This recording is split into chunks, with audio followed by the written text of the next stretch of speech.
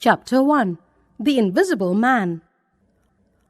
What would you do if you get the power of becoming invisible?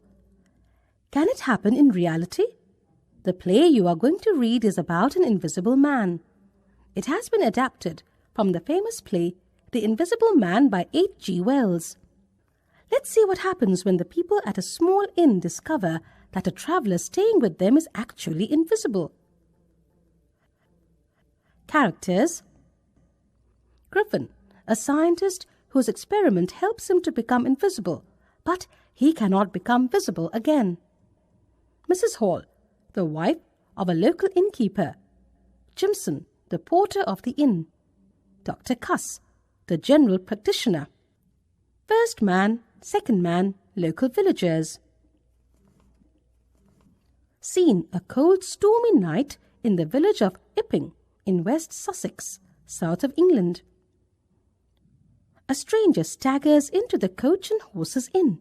He is wrapped from head to foot in bandages, and the brim of his soft felt hat hides every centimetre of his face, except for his eyes, which are covered by smoked glasses. The innkeeper's wife is amazed to see him. A fire, in the name of charity. I want a room and a fire. Mrs. Hall: If you can pay, sir, I'm sure you'll find my inn comfortable. I can pay well enough. Here are 3 sovereigns. 3 sovereigns? Yes, sir. Right away, sir. Please step this way and I'll show you the finest room we have. It needn't be fine, just so long as there is fire and a good, stout door with a lock. I wish to be warmed and fed and left alone. Yes, sir. I'll ask the porter to light a fire immediately. Oh, will this room suit? Yes, it'll do perfectly. Jimson, a gentleman in room 8. Jimson, come, light a fire. He'll be here directly, sir. He can't get here soon enough to suit me. I'm half frozen. I should think so, sir, travelling on such a night as this. I'll see to some supper for you. May I take your hat and coat, sir, to dry them out? You're soaked through, I shouldn't wonder.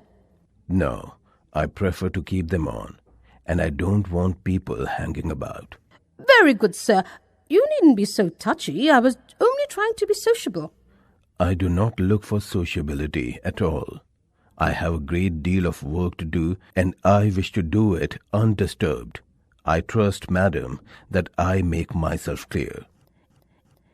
Except for the delivery of his meals by the porter Jimson, his doors remained closed, and for 2 days no one but the porter had so much as a glimpse of him. And even the porter had strange things to tell of what he had seen. Kept his back to me the whole time. Wouldn't let me see so much as a centimetre of his face. At last he whirled around. He talked to me through a handkerchief, held the things right up to his face, like he didn't want me to see him. I think he's invisible. You're a superstitious old fool, Jimson. Your mind must be wandering. The people of Epping had a new worry now. A rash of burglaries had now erupted in the neighbourhood. The police found themselves helpless. Sums of money just seemed to vanish into thin air. And then one day, Dr. Cuss, who was taking collections for the new nursing home, came running down the stairs of the Coach and Horses, his eyes ablaze with fright. Why, Dr. Cuss, you look as though you've seen a ghost. Oh, it's worse, Mrs. Hall, worse. The man in room 8. He's very particular about being left alone. I should have warned you. I thought I'd go in to see him for a minute. I thought he might give me something for the collection. I knocked on the door and waited. There was no answer. Perhaps he didn't hear you. Just when I thought myself, so I walked in. He was working, and the minute he heard me, he jammed both his hands into his coat.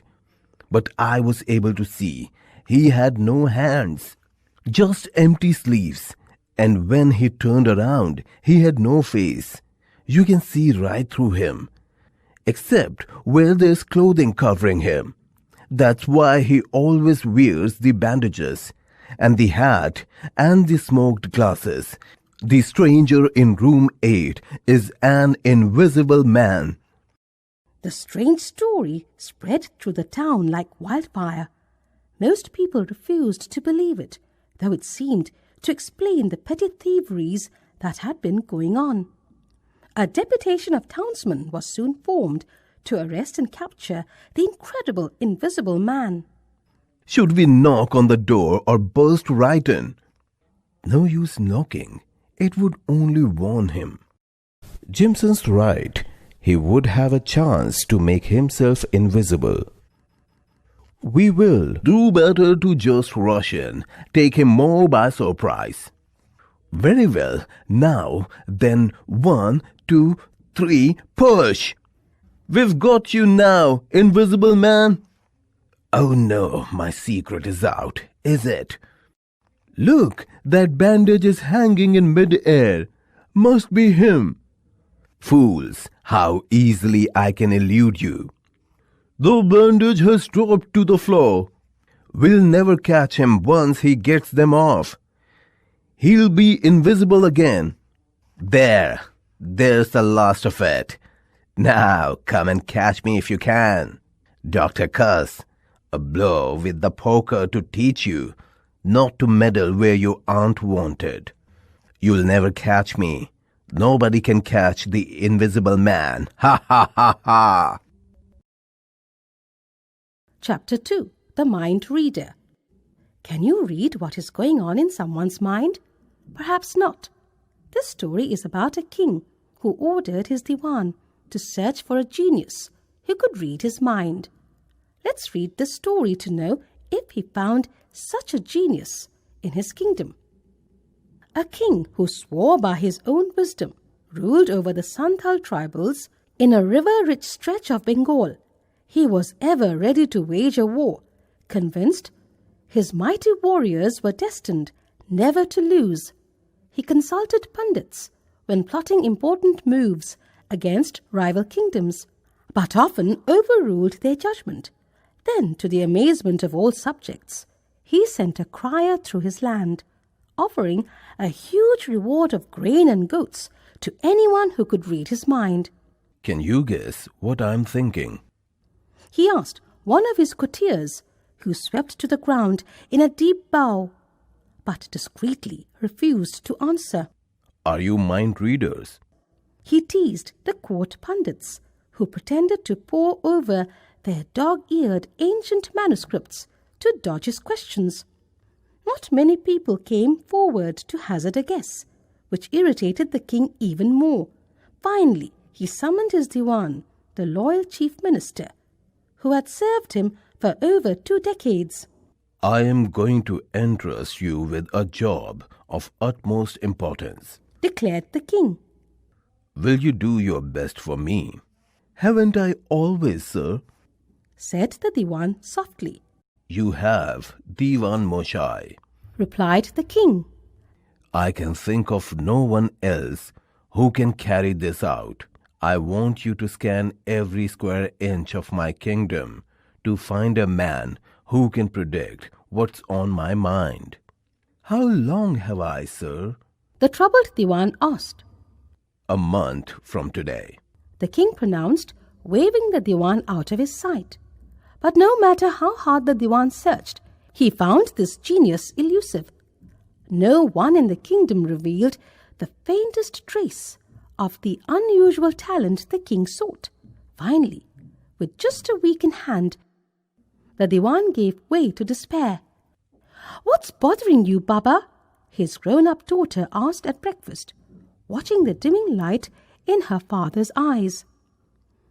She served him the banta bhat from a clay pot, with a handful of shutki, or dried fish.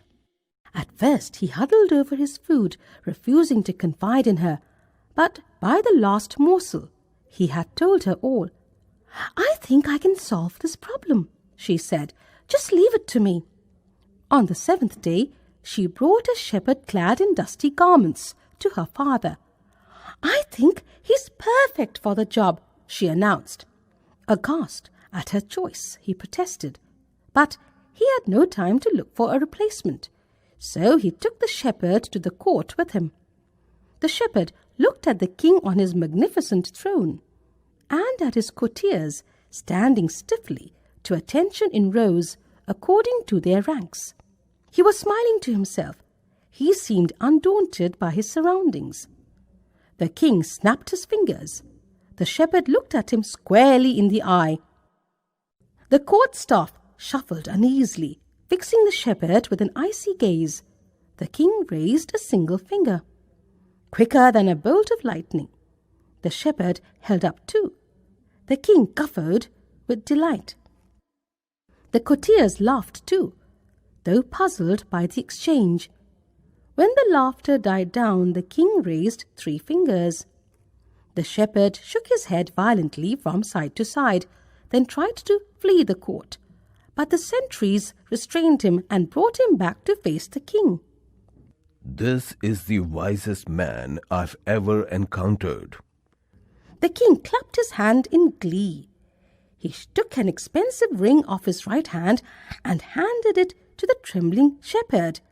Then he sent him home with 100 bags of grain and a herd of goats. Turning to the diwan, the king said, "You are wiser than I'd ever suspected. You have found me a genius in my own kingdom." He rewarded the minister with an expensive shawl embroidered all over with gold thread. Bowing, the puzzled diwan asked the king to interpret the exchange for him. I held up a single finger, claiming that I was a monarch superior to all others. The king said, But he didn't agree at all. His 2 fingers told me that God ruled over everyone on earth, even a king like me. "Oh, I didn't understand that." The diwan swallowed amazed at the wisdom of their debate. I asked him if there was a third party that was superior to both God and I. He denied it vehemently. The king said, I might be powerful, but God is even more so, and no one could contest that. Was that all? The minister asked. Nodding, the king said, What a gem of a man you have found. He can truly read every thought in my mind. Hours later, on his way home, the diwan stopped by at the shepherd's hut. The king's explanations had not quite made sense to him. Calling the sleepy shepherd out of his hut, where he slept amidst his sheep and goats, the diwan asked, What did the Raja say to you? Tugging at an overgrown toenail as he squatted in the dust, the shepherd explained, When you took me to that mighty king, he knew that all I had in the world were my 3 sheep, no more, no less. And so? The diwan persisted. The Raja held up 1 finger. He was keen that I should gift one of them to him. The shepherd continued. Did you agree? The diwan asked. He is such a wealthy man, said the shepherd. How could I insult him by giving him just 1? After all, he owns all the land as far as the eye can see. So I signaled back that I'd be willing to gift him too. Was he happy with your offer? Asked the diwan. Not for a minute.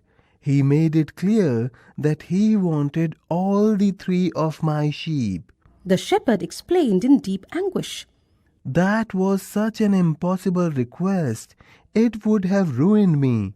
That's why I tried to flee the court. Are you pleased with the Raja's response? Said the diwan. He understood what it meant to be as poor as I am. The shepherd grinned.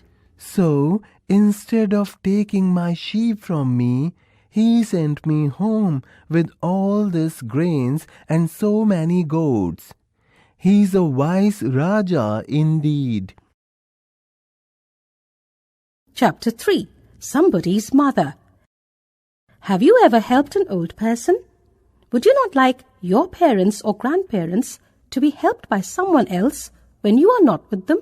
The poetess Mary Dow Brine has expressed her feelings and views regarding a mother through this poem. The woman was old and ragged and grey, and bent with the chill of the winter's day. The street was wet with the recent snow, and the woman's feet were aged and slow. She stood at the crossing and waited long, alone and cared for, amid the throng of human beings who passed her by, nor heeded the glance of her anxious eye. Down the street with laughter and shout, glad in the freedom of school let out, came the boys like a flock of sheep, hailing the snow piled white and deep. Past the old woman, so old and grey, hastened the children on their way, nor offered a helping hand to her, so meek, so timid, afraid to stir, lest the carriage or the horse's feet should crowd her down in the slippery street. At last came one of the merry troop, the gayest lad of all the group. He paused beside her and whispered low, "I'll help you cross if you wish to go." Her aged hand on his strong young arm she placed, and so without hurt or harm he guided the trembling feet along, proud that his own were firm and strong. Then back again to his friends he went, his young heart happy and well content. She's somebody's mother, boys, you know, for all she's aged and poor and slow, and I hope some fellow will lend a hand to help my mother, you understand. If ever she's poor and old and grey, and her own dear boy is far away. Somebody's mother bowed low her head in her home that night, and the prayer she said was, "God be kind to the noble boy who is somebody's son and pride and joy." "No, I shall," cried Amy. "I'm the oldest," began Meg, but Joe cut in with a decided, "I'm the man of the family now. Papa is away, and I shall provide the slippers, for he told me to take special care of Mother while he was gone." "I'll tell you what we'll do," said Beth. "Let's each get her something for Christmas, and not get anything for ourselves." "That's like you, dear. What will we get?" exclaimed Joe. Everyone thought soberly for a minute. Then Meg announced, as if the idea was suggested by the sight of her own pretty hands, "I shall give her a nice pair of gloves." "Army shoes, best to be had," cried Joe. "Some handkerchiefs, all hemmed," said Beth. "I'll get her a little bottle of cologne. She likes it, and it won't cost much, so I'll have some left to buy my pencils," added Amy. "Let Mommy think we are getting things for ourselves, and then surprise her.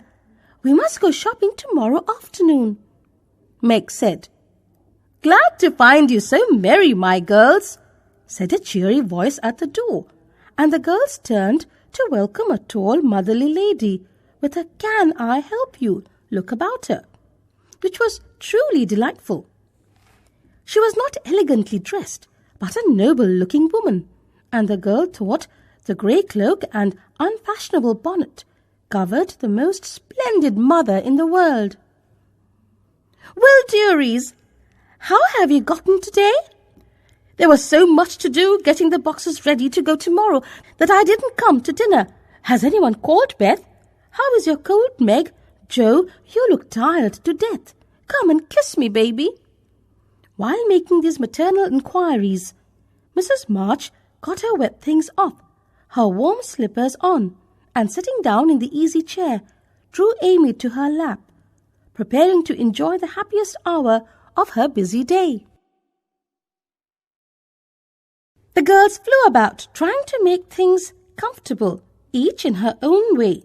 Meg arranged the tea table. Joe brought wood and set chairs, dropping, overturning, and clattering everything she touched. Beth trotted to and fro between parlour and kitchen, quiet and busy, while Amy gave directions to everyone as she sat with her hands folded. As they gathered about the table, Mrs. March said with a particularly happy face, "I've got a treat for you after supper." Chapter 5. Tom Sawyer. What comes in your mind when you see a new boy in your locality? Do you try to get friendly with him, or you try to tease him?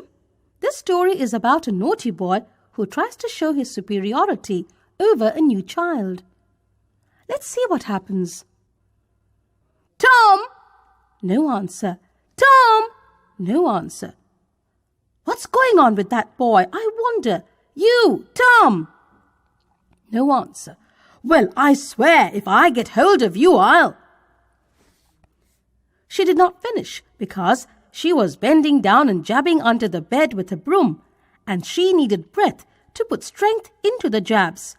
She resurrected nothing but the cat. "You, Tom!"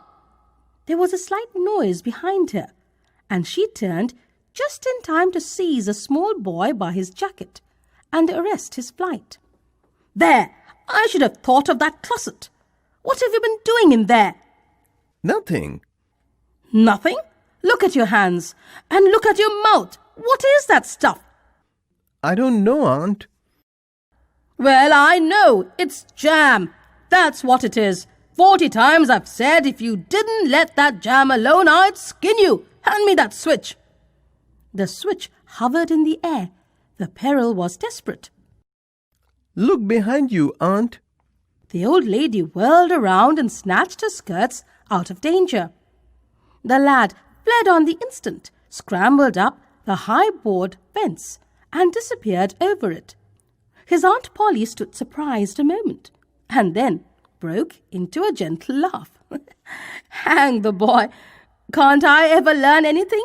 Ain't he played enough tricks like that on me for me to be weary of him by now? Old fool is the biggest fool. But, my goodness, he never uses the same trick twice. He seems to know just how long he can torment me before he gets my dander up." While Tom was eating his supper and stealing sugar to the extent that opportunity offered, Aunt Polly asked him questions that were full of guile and very deep, for she wanted to trap him into revealing that he'd played hooky. She flattered herself that her attempts to deceive were marvels of cunning. "Tom, it was middling warm in school, wasn't it?" Yes, "Very hot indeed, wasn't it?" Yes, "Didn't you want to go swimming, Tom?" A bit of a scare shot through Tom, a touch of uncomfortable suspicion. He searched Aunt Polly's face, but it told him nothing. So he said, No, well, not very much. The old lady reached out her hand and felt Tom's shirt and said, "But you ain't too warm now, though." And it flattered her to reflect that she had discovered that the shirt was dry without anybody knowing that was what she had in her mind. But in spite of her, Tom knew where the wind lay now, so he forestalled what might be the next move. Some of us pumped water onto our heads. Mine's damp yet, see?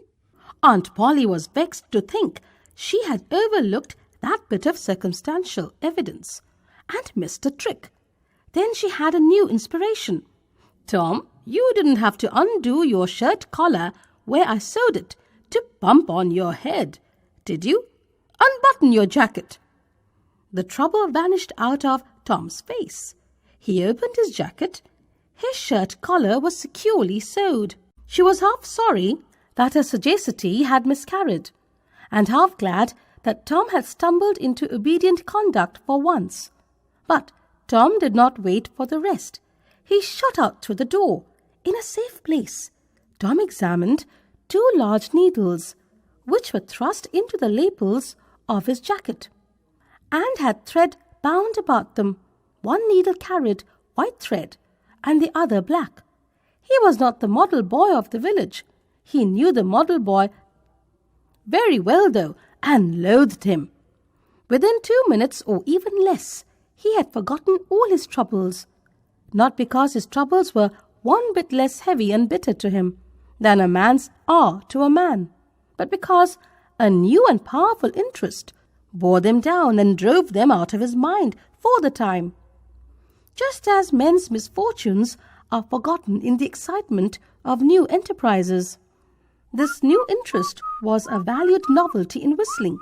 Diligence and attention soon gave him the knack of it, and he strode down the street with his mouth full of harmony and his soul full of gratitude. He felt much as an astronomer feels who has discovered a new planet. No doubt, as far as strong, deep, unalloyed pleasure is concerned, the advantage was with the boy, not the astronomer. The summer evenings were long. It was not dark yet. Tom stopped whistling when he saw a stranger before him. A boy slightly larger than himself. A newcomer of any age or either sex was an impressive curiosity in the poor little shabby village of St. Petersburg. This boy was well-dressed too. Well-dressed on a weekday. This was simply astounding.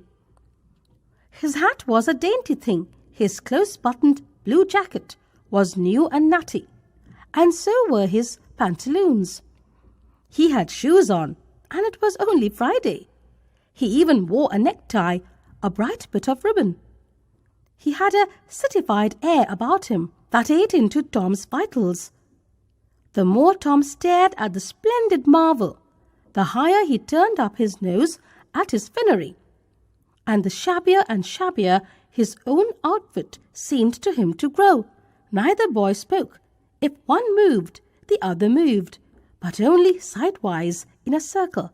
They kept face to face and eye to eye all the time. Finally, Tom said, "I can lick you." "I'd like to see you try it." "Well, I can do it." "No, you can't either." "Yes, I can." "No, you can't." "I can." "You can't." "Can." "Can't."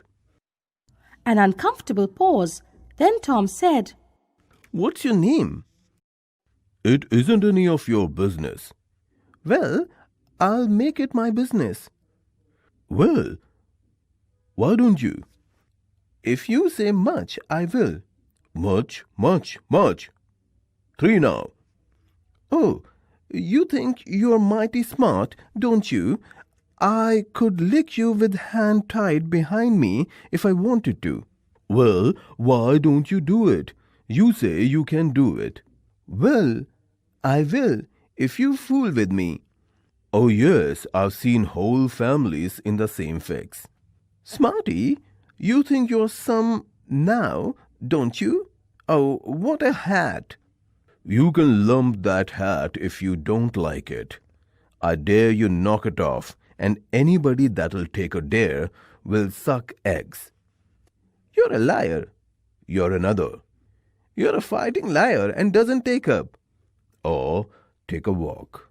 "Say, if you give me much more of your sass, I'll take and bounce a rock off in your head." "Oh, of course you will." "Well, I will." "Well, why don't you do it then? What do you keep saying you will for? Why don't you do it?" "It's because you're afraid." "I ain't afraid." "You are." "I ain't." "You are." Another pause, and more eyeing and sidling around each other. Presently, they were shoulder to shoulder. Tom said, "Get away from here." "Go away yourself." "I won't."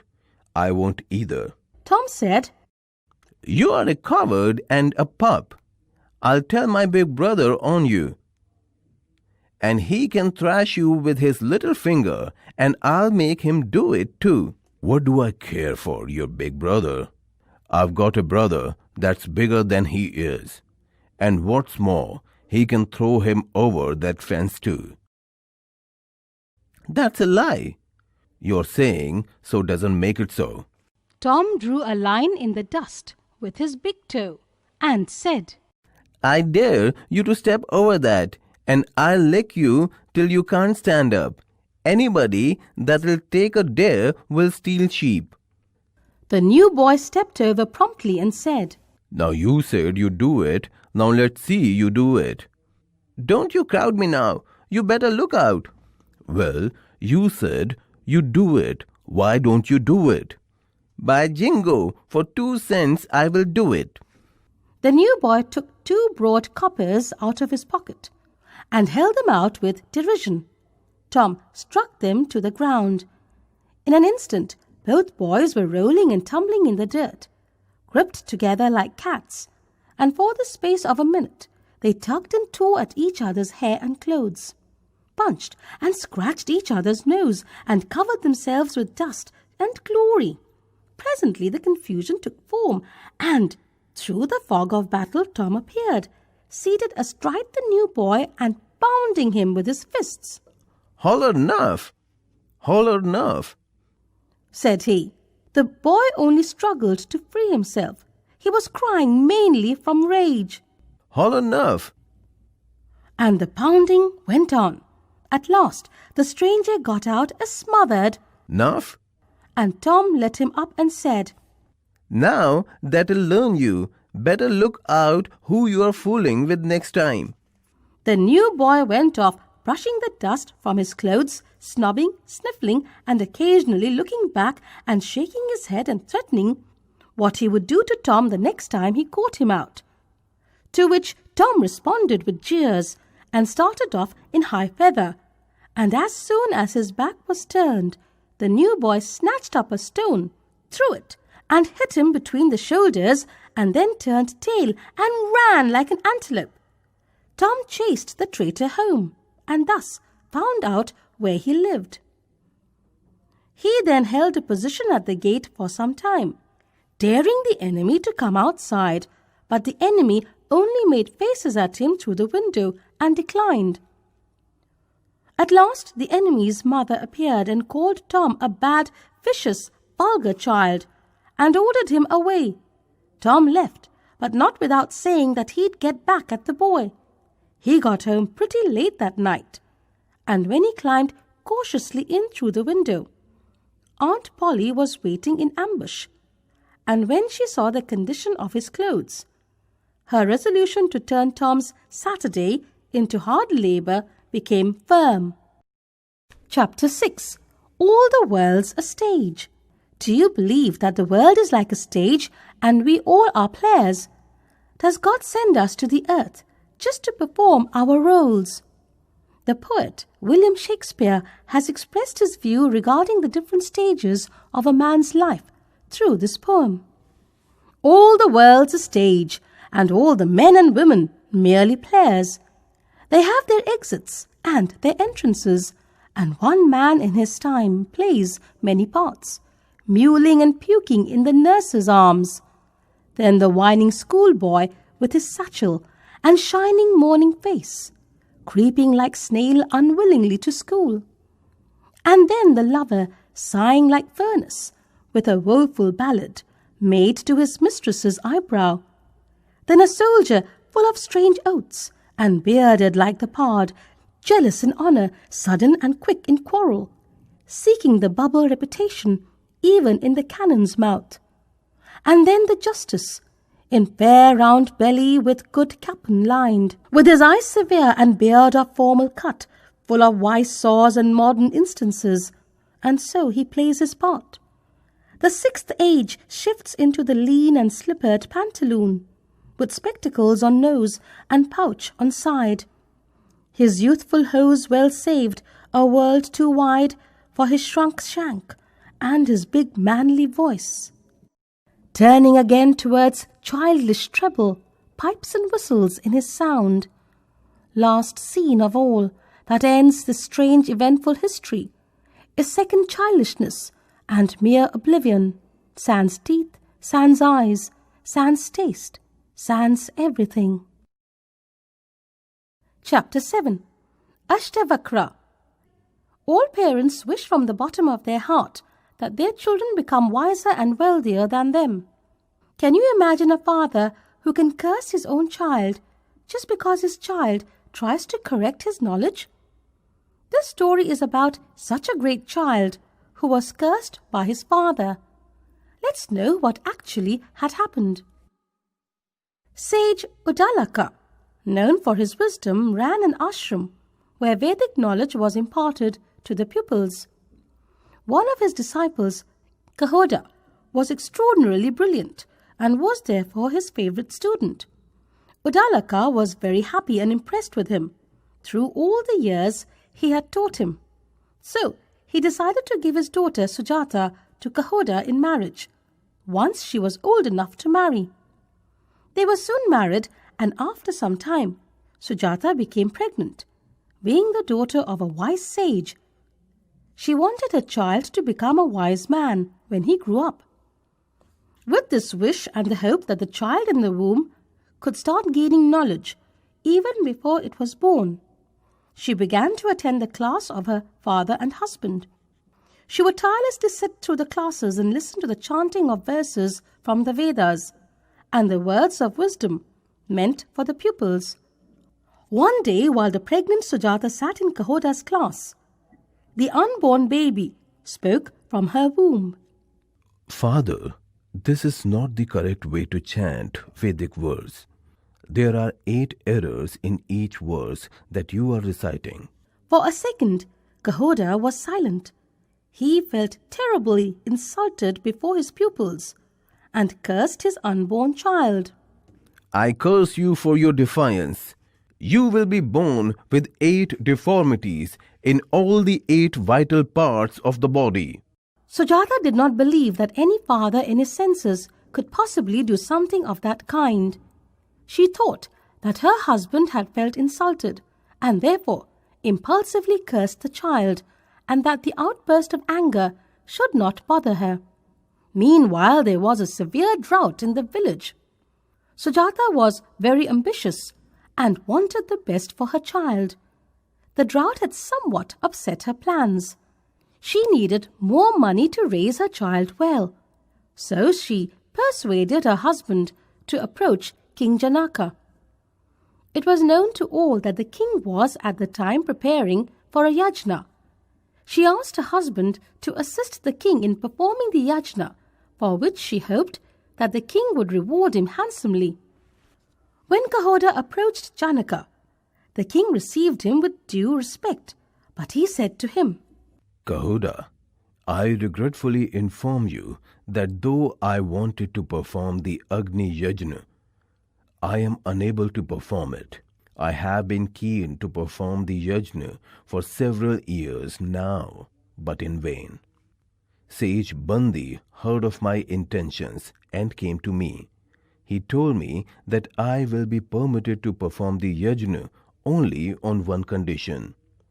He would have an intellectual debate with the sages who would perform the Agni Yajna for me. If the sages were defeated by him, they would be drowned as punishment. Only if Bandi lost to the sages, I will be allowed to proceed with the yajna. So far, he has killed many of my enlightened sages. Now it is up to you to take the challenge. Kahoda heard the king patiently and agreed to take up the challenge of debating with Bandi. Sadly, he too was defeated and was drowned in the nearby river. Sujata was grief-stricken. She was filled with grief and remorse, for she was the one who had urged Kahoda to approach King Janaka. It was she who wanted more money to bring her son up well. A few months later, Sujata gave birth to a boy. She was shocked to see that her newborn son was deformed at 8 places.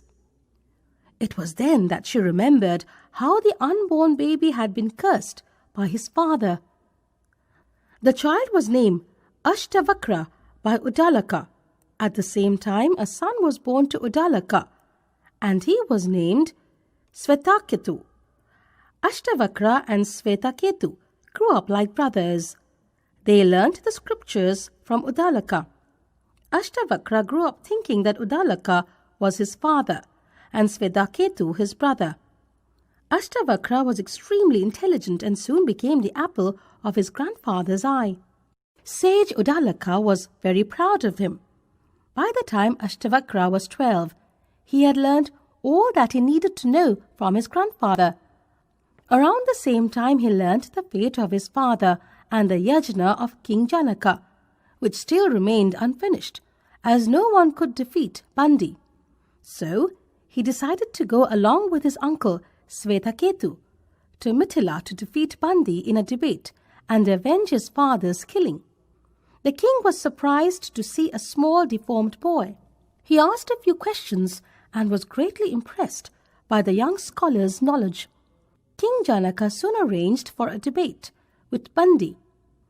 When the spectators laughed at the deformed Ashtavakra, he said with anger, I did not know that the so-called learned gathering is no better than a bunch of lowly people who judge a person by the skin and not by the knowledge he has. To everyone's surprise, Ashtavakra defeated Bandi in no time. As a reward, he requested the king to get his father's killer drowned. It was then that Bandi told them who he really was. I am the son of Varun, the god of water. I came to earth on my father's instructions to get the best sages from here to perform his 12-year yajna. The only way I could get them to my father was to challenge them to a debate and throw them into water. Now that my father has completed the yajna, let us go to the river bank and watch the sages walk out of the river. People rushed to the river bank and watched the sages emerge from the river. Kahoda too came out of the river and embraced his learned son, Ashtavakra. He admitted and openly declared that his son Ashtavakra was a lot more intelligent than he was, and regretted having cursed his son even before he was born. Bandi took this opportunity to make amends and asked Ashtavakra to take a dip in the river Samanga. He assured him that his father, god Varuna, would bless him and his body would become normal. Ashtavakra sought the blessings of his own father and walked into the river. He did as he was told. Within a few minutes, he emerged from the river as a handsome young man. King Janaka was extremely happy as he would be able to perform the yajna after such a long wait. He happily and generously rewarded Ashtavakra and Kahoda. Chapter 8. The Open Window. Do you believe in the existence of ghosts? Have you ever seen any or heard of it from someone else? Many people say that ghosts are just an outcome of our imagination. There is nothing like a ghost in the world. In this story, you will read and find out how an educated person behaves when he comes to know that the persons who are being seen by him had already died 3 years ago. My aunt will be down presently, Mr. Nuttall, said a very self-possessed young lady of 15. In the meantime, you must try and put up with me. Frampton Nuttall endeavoured to say the correct something which should duly flatter the niece of the moment, without unduly discounting the aunt that was to come. Privately, he doubted more than ever whether these formal visits on a succession of total strangers would do much towards helping the nerve cure which he was supposed to be undergoing. I know how it will be, his sister had said when he was preparing to migrate to this rural retreat. You will bury yourself down there and not speak to a living soul, and your nerves will be worse than ever from moping. I shall just give you letters of introduction to all the people I know there. Some of them, as far as I can remember, were quite nice. Frampton wondered whether Mrs. Stapleton, the lady to whom he was presenting one of the letters of introduction, came into the nice division. Do you know many of the people round here? Asked the niece, when she judged that they had had sufficient silent communion. Hardly a soul, said Frampton. My sister was staying here, at the rectory, some 4 years ago, and she gave me letters of introduction to some of the people here. He made the last statement in a tone of distinct regret. "Then you know practically nothing about my aunt?" pursued the self-possessed young lady. "Only her name and address," admitted the caller. He was wondering whether Mrs. Stapleton was in the married or widowed state. An undefinable something about the room seemed to suggest masculine habitation. "Her great tragedy happened just 3 years ago," said the child. "That would be after your sister's time." "Her tragedy?" asked Frampton. Somehow in this restful country, spot tragedies seemed out of place. "You may wonder why we keep that window wide open on an October afternoon," said the niece, indicating a large French window that opened onto a lawn. "It is quite warm for this time of the year," said Frampton. "But has that window got anything to do with the tragedy?"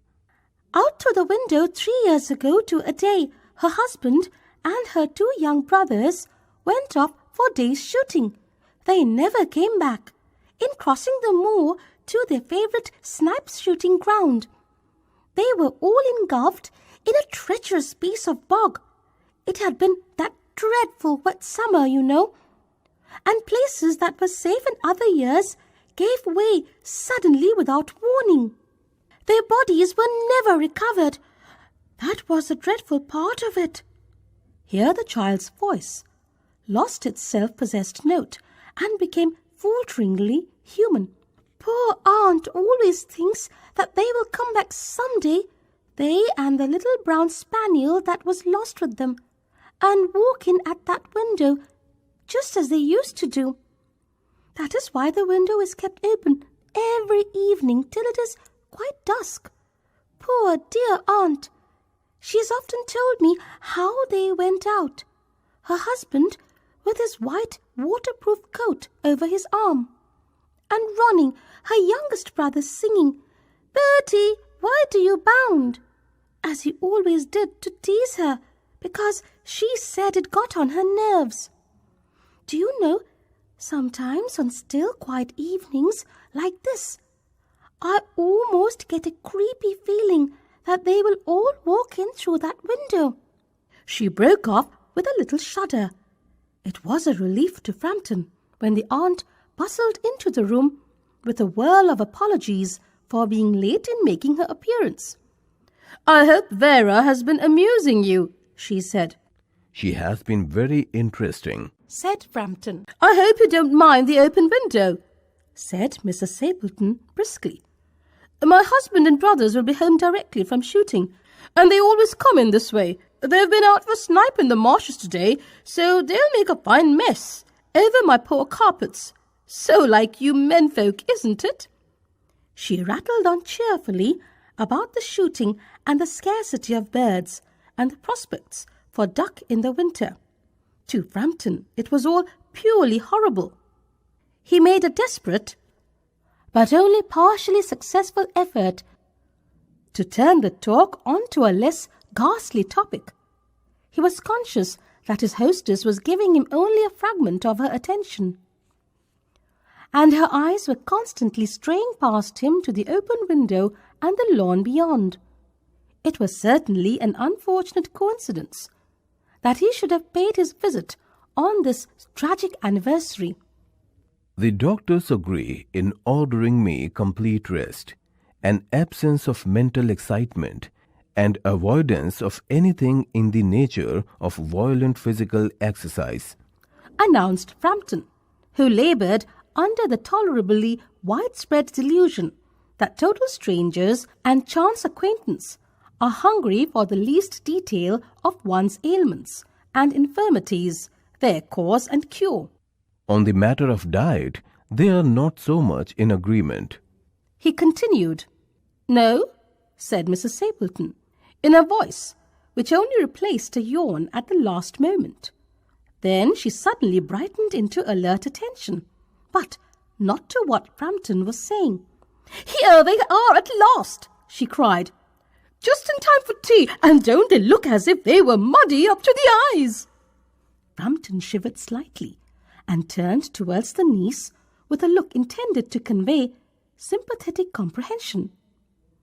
The child was staring out through the open window with a dazed horror in her eyes. In a chill shock of nameless fear, Frampton swung round in his seat and looked in the same direction.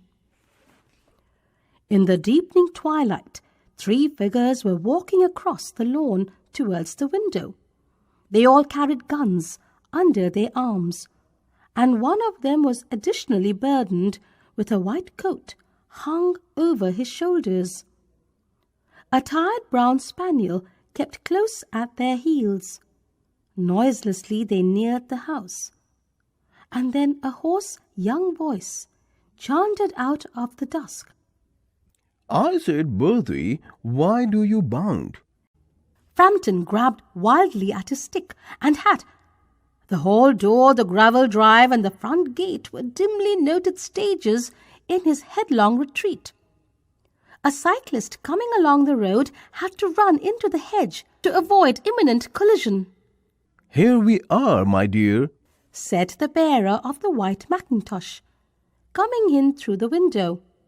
"Fairly muddy, but most of it dry. Who was that who bolted out as we came up?" "A most extraordinary man, Mr. Nuttall," said Mrs. Stapleton. "He could only talk about his illnesses and dashed off without a word of goodbye or apology when you arrived. One would think he had seen a ghost." "I expect it was a spaniel," said the niece calmly. "He told me he had a horror of dogs. He was once hunted into a cemetery somewhere on the banks of the Ganges by a pack of pariah dogs, and had to spend the night in a newly dug grave with the creatures snarling and grinning and foaming just above him. Enough to make anyone lose their nerve." Chapter 9. Stopping by the woods on a snowy evening. Have you ever been in the woods? Were you not delighted to see the beauty of nature there?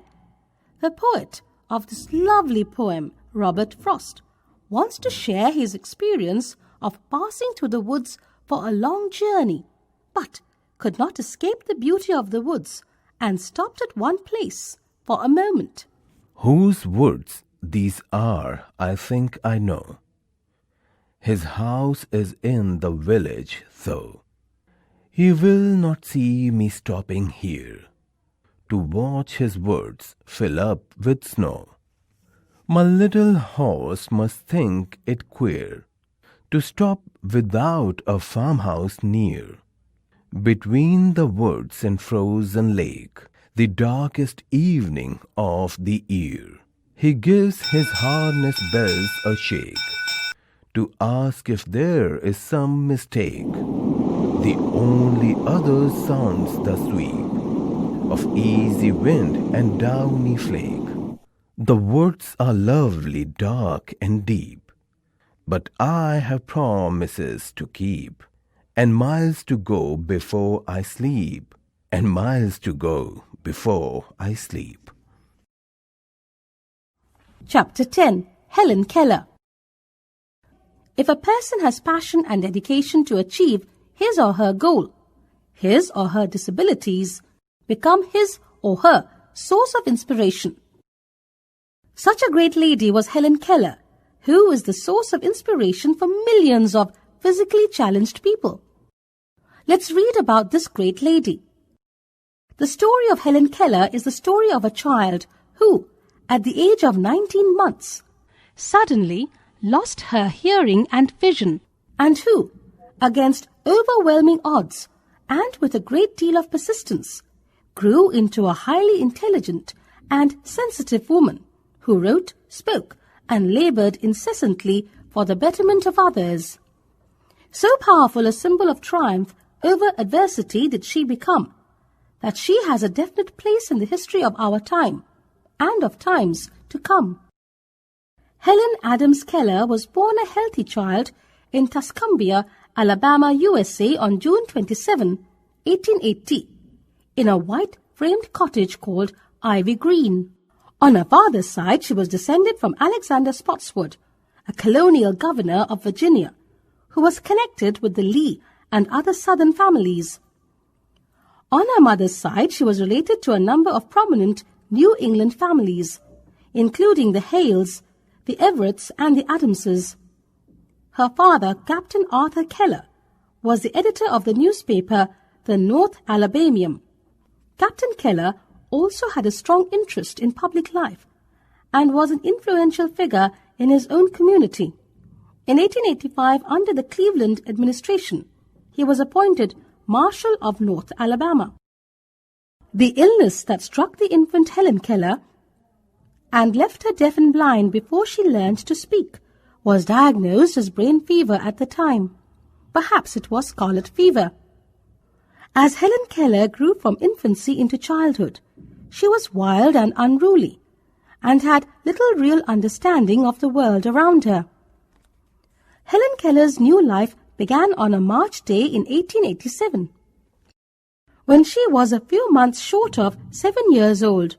On that day, which Miss Keller was always to call the most important day I can remember in my life, Anne Mansfield Sullivan came to Tuscumbia to be her teacher. Miss Sullivan, a 20-year-old graduate of the Perkins School for the Blind, who had regained useful sight through a series of operations, had come to the Kellers through the sympathetic interest of Alexander Graham Bell. From that fateful day, the two, teacher and pupil, were inseparable until the death of the former in 1936.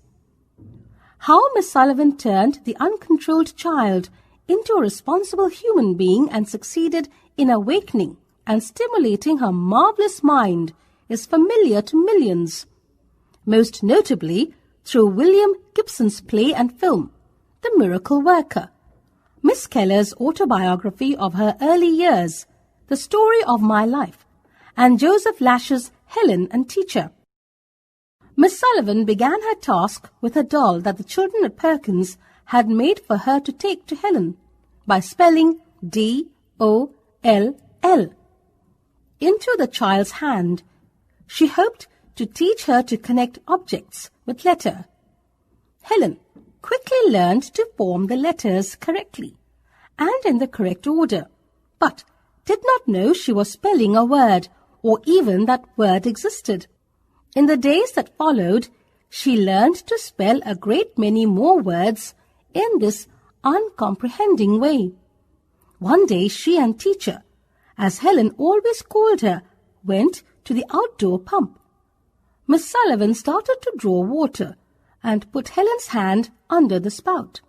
As the cool water gushed over her one hand, she spelled into the other hand the word W-A-T-E-R, water, first slowly, then rapidly. Suddenly the signals had meaning in Helen's mind.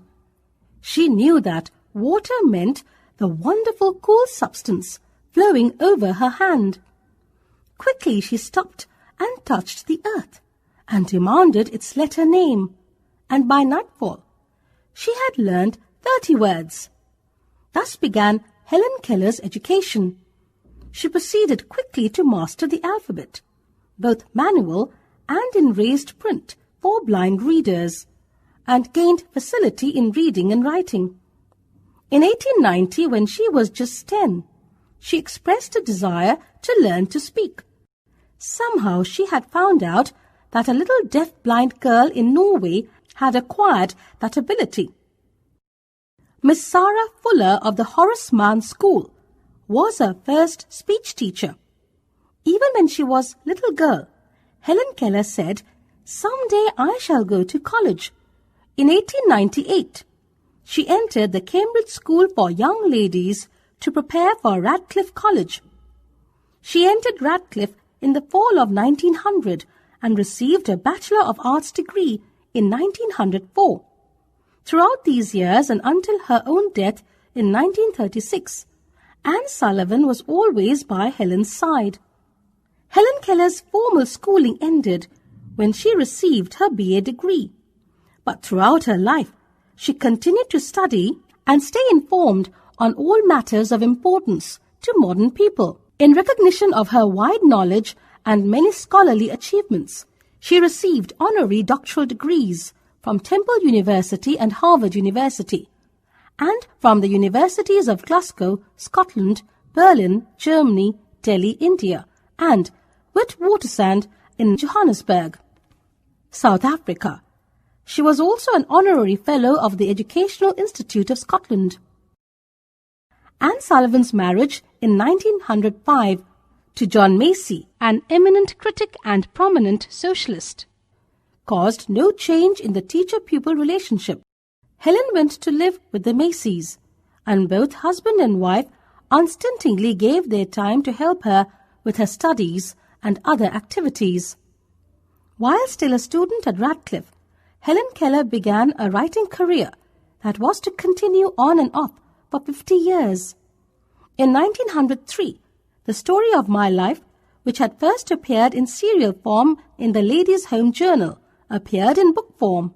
This was always to be the most popular of her works, and today is available in more than 50 languages including Marathi, Pashto, Tagalog and Vedu.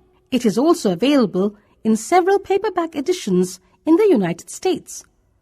Miss Keller's other published works include Optimism and Essay, The World I Live In, The Song of the Stone Wall, Out of the Dark, My Religion, Midstream, My Later Life, Peace at Eventide, Helen Keller in Scotland, Helen Keller's Journal, Let Us Have Faith, Teacher, Anne Sullivan Macy, and The Open Door.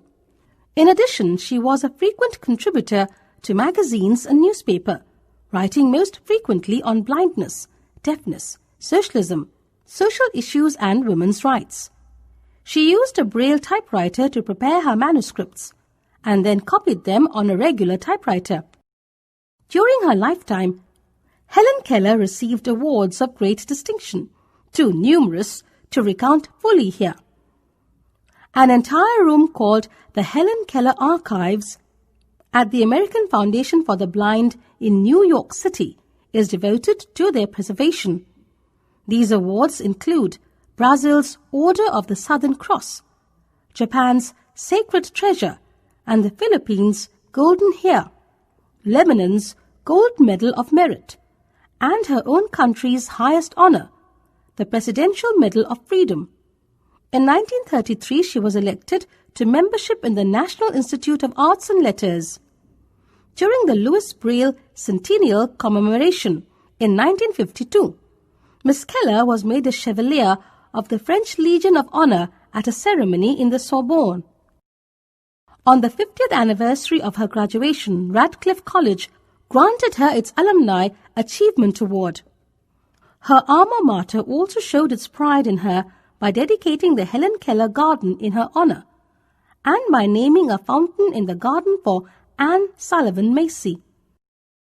Miss Keller also received the America's Award for Inter-American Unity, the Gold Medal Award from the National Institute of Social Sciences, the National Humanitarian Award from Variety Clubs International, and many others. She held honorary memberships in scientific societies and philanthropic organizations throughout the world. Yet another honor came to Helen Keller in 1954, when her birthplace, Ivy Green in Tuscumbia, was made a permanent shrine. It was dedicated on May 7, 1954, with officials of the American Foundation for the Blind and many other agencies and organizations present. In conjunction with this event, the premiere of Miss Keller's film biography, The Unconquered, produced by Nancy Hamilton and narrated by Catherine Cornell, was held in the nearby city of Birmingham. The film was later renamed Helen Keller in Her Story, and in 1955 won an Oscar, the Academy of Motion Picture Arts and Sciences Award, as the Best Feature-Length Documentary Film of the Year. Miss Keller was indirectly responsible for 2 other Oscars, a few years later when Anne Bancroft and Patty Duke won them for their portrayals of Anne Sullivan and Helen Keller in the film version of The Miracle Worker. More rewarding to her than the many honors she received were the acquaintances and friendship Helen Keller made with most of the leading personalities of her time. She met many world figures, from Grover Cleveland to Charlie Chaplin, Nehru and John F. Kennedy. Among those she met, she counted many personal friends including Catherine Cornell, Van Wyck Brooks, Alexander Graham Bell and Joe Davidson. Two friends from her early youth, Mark Twain and William James, expressed beautifully what most of her friends felt about her. Mark Twain said, "The two most interesting characters of the 19th century are Napoleon and Helen Keller." William James wrote, "But whatever you were or are, you're a blessing." As broad and wide-ranging as her interests were, Helen Keller never lost sight of the needs of other blind and deaf-blind individuals. From her youth, she was always willing to help them by appearing before legislatures, giving lectures, writing articles, and above all, by her own example of what a severely disabled person could accomplish. When the American Foundation for the Blind, the National Clearinghouse for Information on Blindness, was established in 1921, she at last had an effective national outlet for her efforts. From 1924 until her death, she was a member of the Foundation staff, serving as counselor on national and international relations. It was also in 1924 that Miss Keller began her campaign to raise the Helen Keller Endowment Fund for the Foundation. Until her retirement from public life, she was tireless in her efforts to make the fund adequate for the Foundation's needs. Helen Keller was as interested in the welfare of blind persons in other countries as she was for those in her own country. Conditions in the underdeveloped and war-ravaged nations were of particular concern. Her active participation in this area of work for the blind began as early as 1915, when the Permanent Blind War Relief Fund, later called the American Braille Press, was founded. She was a member of its first board of directors. When the American Braille Press became the American Foundation for Overseas Blind, now the Helen Keller International, in 1946. Miss Keller was appointed Counselor on International Relations. It was then that she began the globe-circling tours on behalf of the blind, for which she was so well known during her later years. During 7 trips between 1946 and 1957, she visited 35 countries in 5 continents. In 1955, when she was 75 years old, she embarked on one of her longest and most grueling journeys, a 40,000-mile, 5-month-long tour through Asia. Wherever she traveled, she brought encouragement to millions of blind people, and many of the efforts to improve conditions among blind people outside the U.S. can be traced directly to her visits. During her lifetime, Helen Keller lived in many different places: Tuscumbia, Alabama, Cambridge and Wrentham, Massachusetts, Forest Hills, New York. But perhaps her favorite residence was her last, the house in Easton, Connecticut, she called Arken Ridge.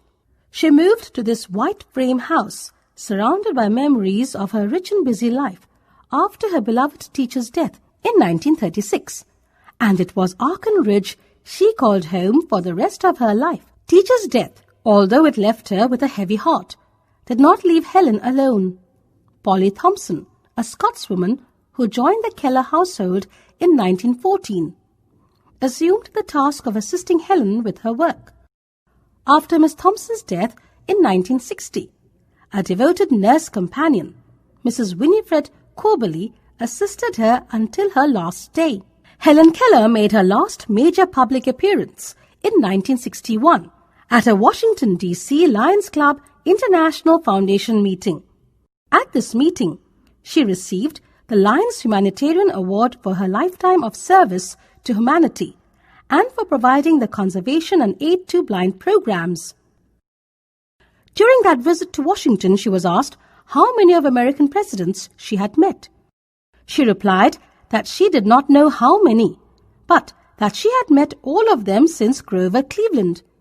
After 1961, Helen Keller lived quietly at Arkin Ridge. She saw her family, close friends and associates from the American Foundation for the Blind and the American Foundation for Overseas Blind, and spent much time reading her favorite books like the Bible and volumes of poetry and philosophy. Despite her retirement from public life, Helen Keller was not forgotten. In 1964, she received the previously mentioned Presidential Medal of Freedom. In 1965, she was one of the 20 elected to the Women's Hall of Fame at the New York World Fair. Miss Keller and Eleanor Roosevelt received the most votes among the 100 nominees. Helen Keller is now honored in the Hall of Fame for leaders and legends of the blindness field. Helen Keller died on June 1, 1968 at Arkin Ridge, a few weeks short of her 88th birthday. Her body was placed in rest at Washington Cathedral. On that occasion, a public memorial service was held in the cathedral. It was attended by her family and friends, government officials, prominent persons from all walks of life, and delegations from most of the organizations for the blind and deaf. In his eulogy, Senator Lister Hill of Alabama expressed the feelings of the whole world when he said of Helen Keller, "She will live on, one of the few, the immortal names not born to die. Her spirit will endure as long as man can read and stories can be told of the woman who showed the world there are no boundaries to courage and faith." Chapter 11. The Baker's Dozen. Honesty is the best policy. Can a man be cursed for being honest, but not being generous? It happened to an honest baker in the Dutch colonial town later known as Albany, New York. It so happened one day that he refused to give a woman 13 cookies in a dozen, and thus annoyed her. Let's read the whole story. Roles, narrators 1 to 4. Baker. Woman, customer. Children, Saint Nicholas. In the Dutch colonial town, later known as Albany, New York, there lived a baker, Van Amsterdam, who was as honest as he could be. Each morning he checked and balanced his scales, and he took great care to give his customers exactly what they paid for, not more and not less. Van Amsterdam's shop was always busy because people trusted him and because he was a good baker as well. And never was the shop busier than in the day before December 6, when the Dutch celebrate Saint Nicholas Day. At that time of year, people flocked to the baker's shop to buy his fine Saint Nicholas cookies. Made of gingerbread iced in red and white, they looked just like Saint Nicholas as the Dutch know him. Tall and thin, with a high red bishop's cap and a long red bishop's clock. One Saint Nicholas Day morning, the baker was just ready for business when the door of his shop flew open. In walked an old woman, wrapped in a long black shawl. "I have come for a dozen of your Saint Nicholas cookies." Taking a tray, Van Amsterdam counted out 12 cookies. He started to wrap them, but the woman reached out and stopped him. "I asked for a dozen. You have given me only 12. "Madam, everyone knows that a dozen is 12. "But I say a dozen is 13. Give me one more." Van Amsterdam was not a man to bear foolishness. "Madam, my customers get exactly what they pay for, not more, not less." "Then you may keep your cookies." She turned to go, but stopped at the door. "Van Amsterdam, however honest you may be, your heart is small and your fist is tight. Fall again, mount again, learn how to count again." Then she was gone. From that day, everything went wrong in Van Amsterdam's bakery. His bread rose too high or not at all. His pies were sour or too sweet. His cakes crumbled or were chewy. His customers soon noticed the difference. Before long, most of them were going to other bakers. "That old woman has bewitched me. Is this how my honesty is rewarded?" A year passed. The baker grew poorer and poorer. Since he sold little, he baked little, and his shelves were nearly bare. His last few customers slipped away. Finally, on the day before St. Nicholas Day, not one customer came to Van Amsterdam's shop. At day's end, the baker sat alone, staring at his unsold St. Nicholas cookies. "I wish St. Nicholas could help me now." Then he closed his shop and went sadly to bed. That night the baker had a dream.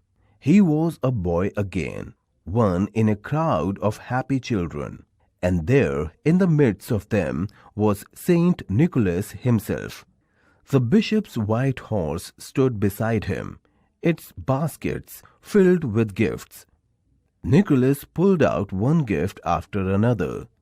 He handed them to the children. But Van Amsterdam noticed something strange.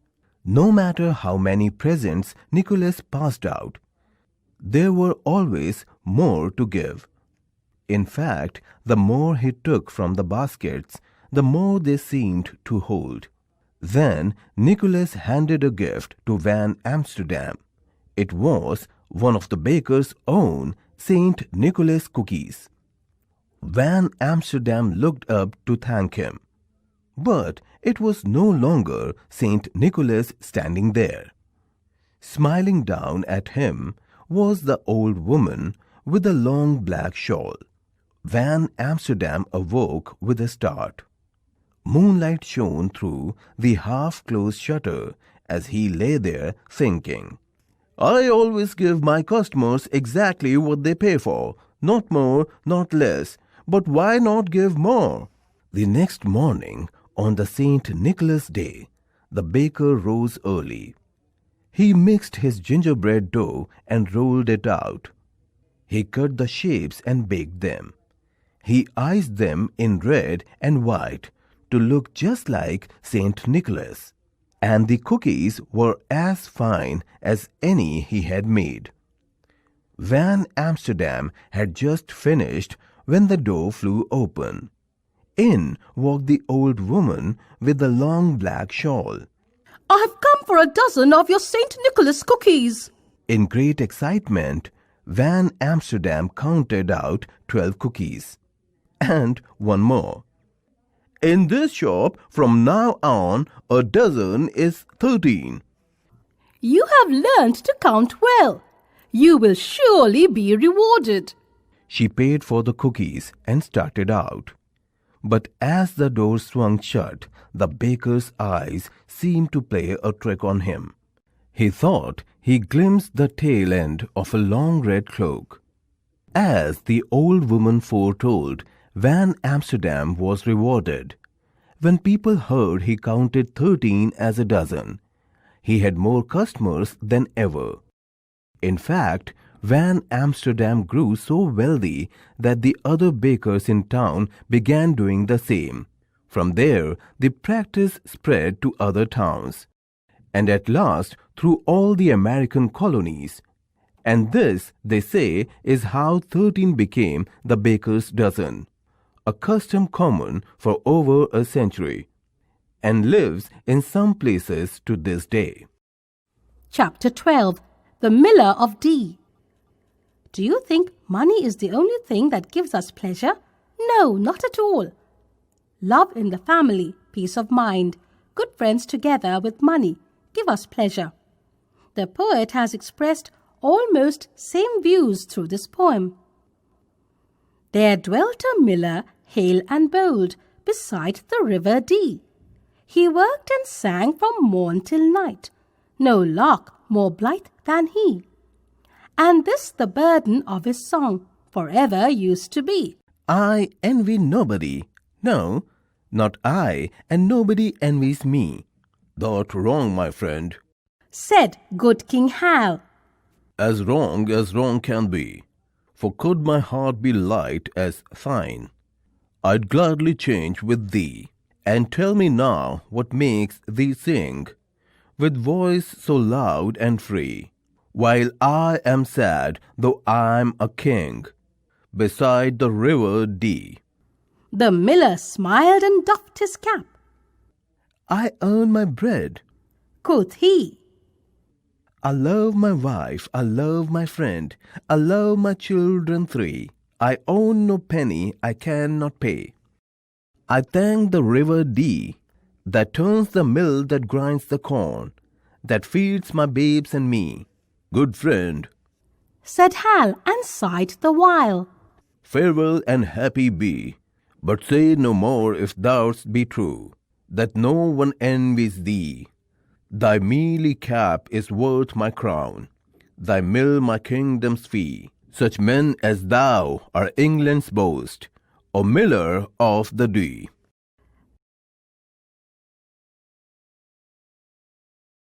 Chapter 13.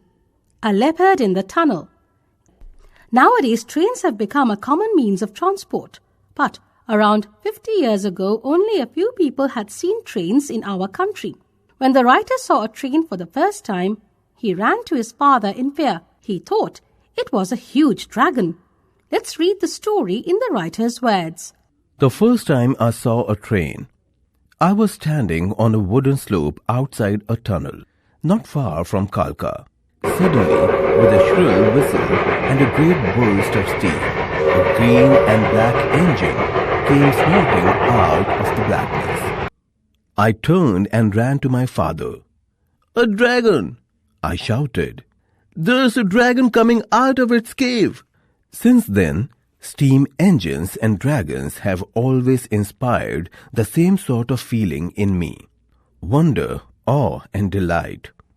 I would like to see a real dragon one day, green and golden, and until that day comes, I shall be content with steam engines. In India, the steam engine is still in use on some lines. India can boast of the most extensive railway system in the world. Hundreds of trains that crisscross the subcontinent, panting over the desert and plain, through hill and forest, are often pulled by these snorting monsters who belch smoke by day and scatter red sparks in the night. Even now, when I see a train coming round the bend of a hill, I feel the same innocent wonder that I feel as a boy. Where are all these people going to? And where have they come from? What are they really like? When children wave to me from carriage windows, I wave back at them. It is a habit I have never lost. And sometimes I am in a train, waving, and the village children wave back to me. Well, not me exactly. It is really the train they are waving to. Small wayside stations have always fascinated me, manned sometimes by one or two railway employees and often situated in the middle of a damp subtropical forest, or clinging to the mountainside on the way to Shimla or Darjeeling. These little stations are for me outposts of romance, lonely symbols of the pioneering spirit that led men to lay tracks into the remote corners of the earth. I remembered such a stop on a line that went through the Terai forests near the foothills of the Himalayas. At about 10 at night, the Khalasi or station watchman lit his kerosene lamp and started walking up the tracks into the jungle. "Where are you going?" I asked. "To see if the tunnel is clear. The overland mail comes in 20 minutes. I accompanied him along the track, though a deep cutting which led to the tunnel. Every night the Khalasi walked through the dark tunnel and then stood outside to wave his lamp to the oncoming train as a signal that the track was clear. If the engine driver did not see the lamp, he stopped the train.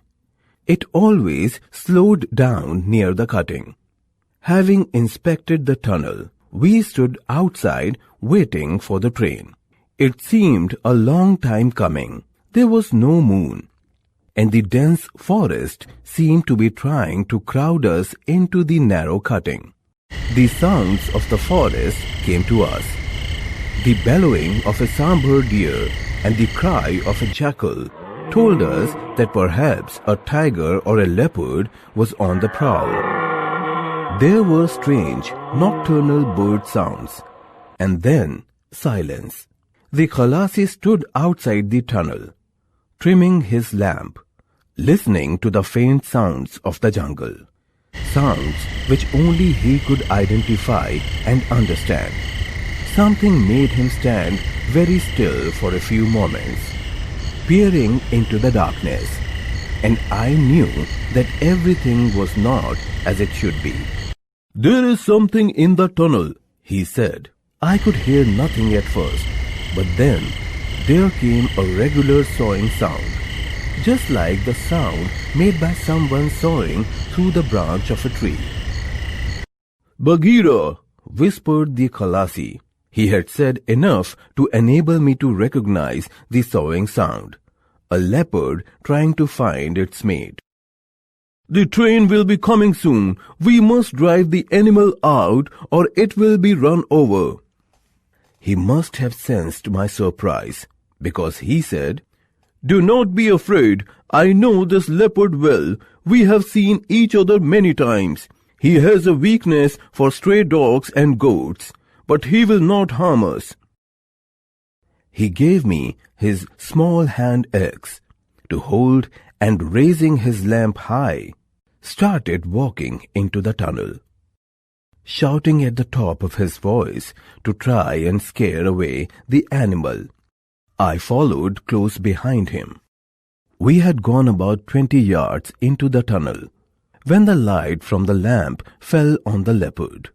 He was crouching between the tracks, only about 20 feet away from us. He bared his teeth in a snarl and went down on his belly, tail twitching. I thought he was going to spring. The Khalasi and I shouted together. Our voices rang and echoed through the tunnel. The leopard, uncertain as to how many humans were in there with him, turned swiftly and disappeared into the darkness. The Khalasi and I walked until the end of the tunnel without seeing the leopard again. As we returned to the entrance of the tunnel, the rails began to hum, and we knew the train was coming. I put my hand to one of the rails and felt its tremor, and then the engine came round the bend, hissing at us, scattering sparks into the darkness, defying the jungle as it roared through the steep sides of the cutting. It charged straight at the tunnel and into it, thundering past us like the beautiful dragon of my dreams. And when it had gone, the silence returned, and the forest breathed again. Only the rails still trembled with the passing of the train. Chapter 14. The House I Built. We are much concerned about each and every part of the house we live in. It doesn't matter whether it is rented or our own. It is very difficult to vacate a house when we have spent so many years in it. The writer has tried to produce a similar situation through this story. "Please vacate the house next month." This was a bombshell. It was as if someone had asked you to vacate your own body and go elsewhere. It seemed impossible, inconceivable, that you should go and live anywhere else. This house was more or less built to your needs. That side room for guests, the top room for the brother from Bombay whenever he came, and the front hall and the veranda, the view of the margosa tree from the veranda. You grew up with the tree.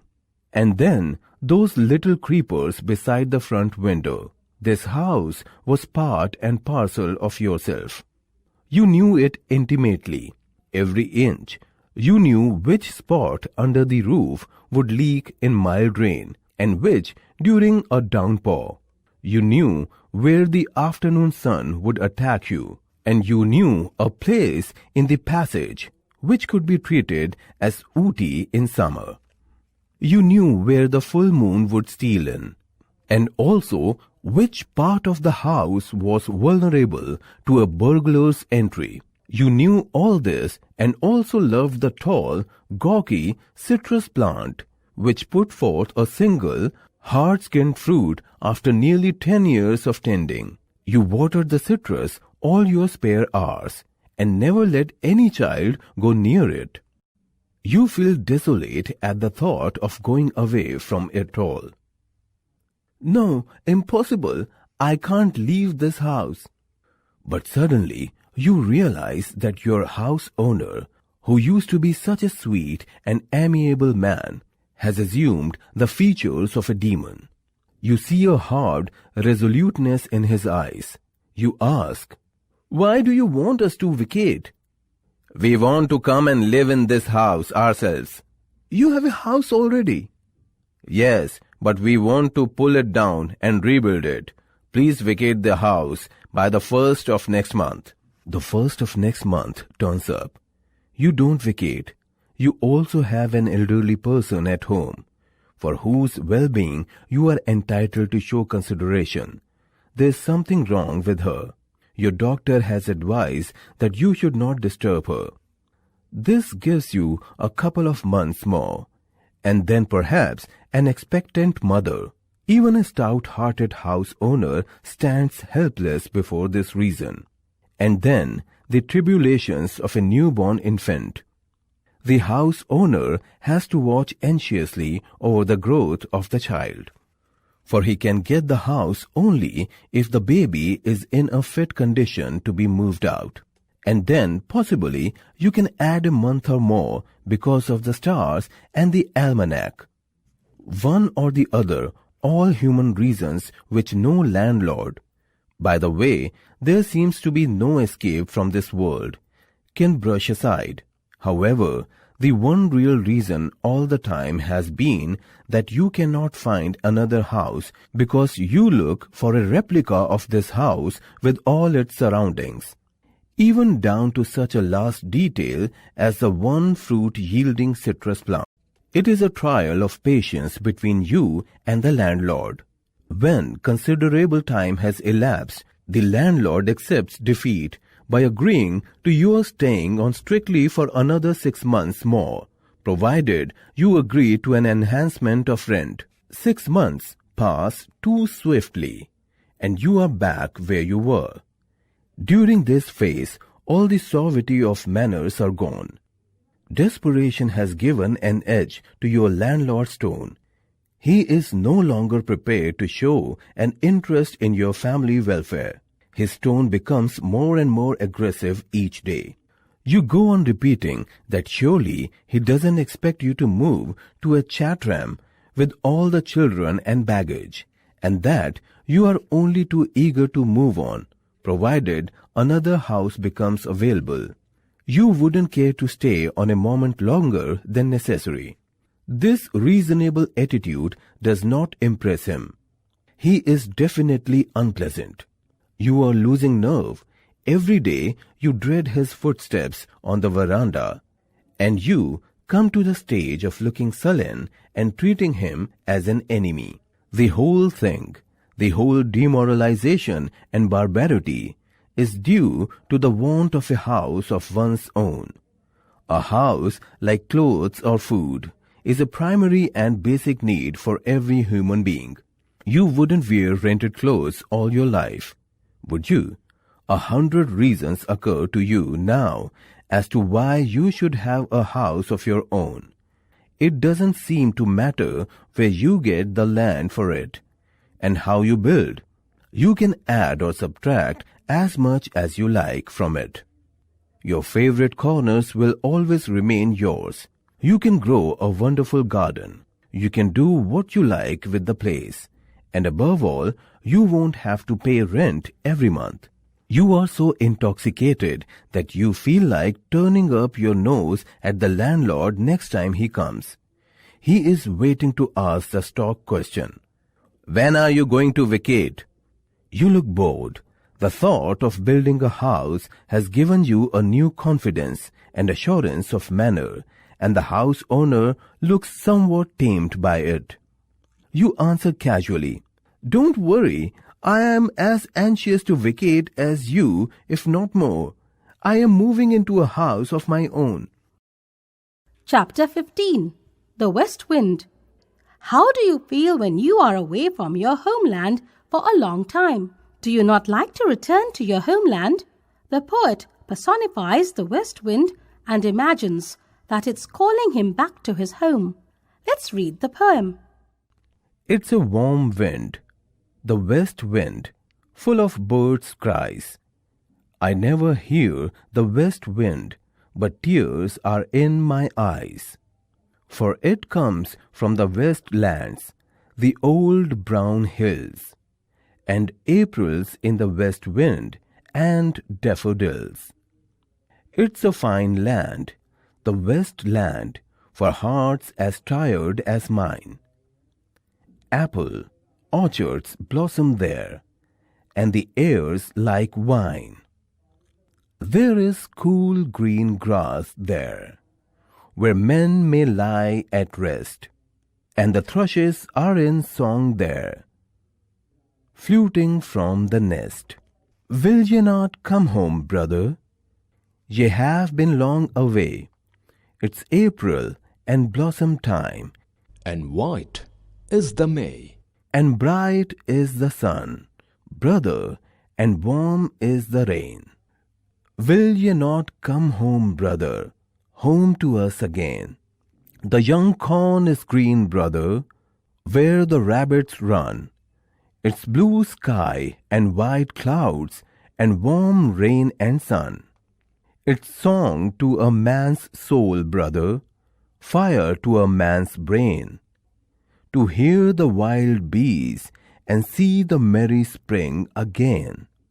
Larks are singing in the west, brother, above the green wheat.